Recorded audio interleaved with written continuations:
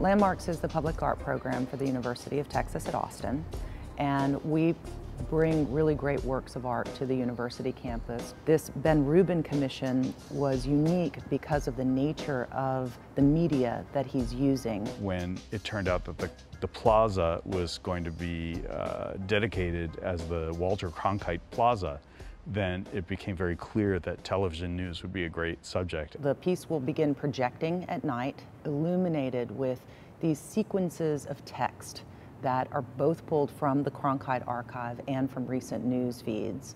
Well, what we have provided to Ben Rubin is textual material that's been digitized from Walter's broadcast. And we've also been collaborating with the School of Information, who has on staff Tanya Clement, who is very well versed in technology. The new media are just pulling people together from the different areas of the college that had never been pulled together before. So I think a digital piece is perfectly appropriate for where this college is and where it's going.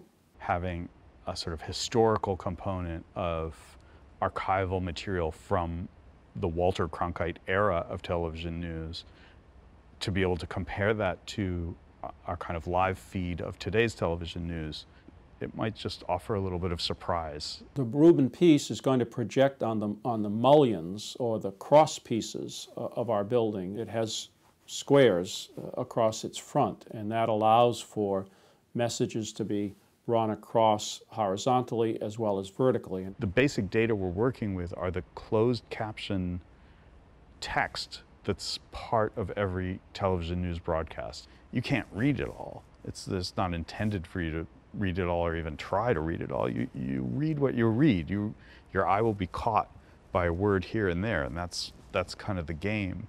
It's so appropriate. Walter Cronkite wrote for the Daily Texan, and this is where he really fell in love with journalism. At one point, a poll indicated that Walter Cronkite was the most trusted man in America. He really ranks, I would say, in the top 5 of the students who went through this university, and thus it's extremely important and I think quite appropriate that he be honored. While Cronkite was sort of a pre-digital figure, what he did and what his business is now fully digital, and so it sort of is a nice historical timeline.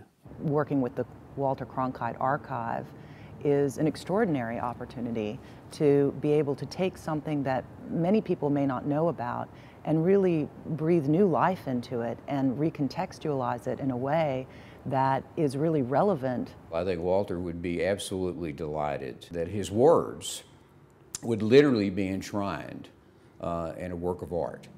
So this piece is always changing. It's never going to, you're never going to see precisely the same arrangement of text on it as you saw before.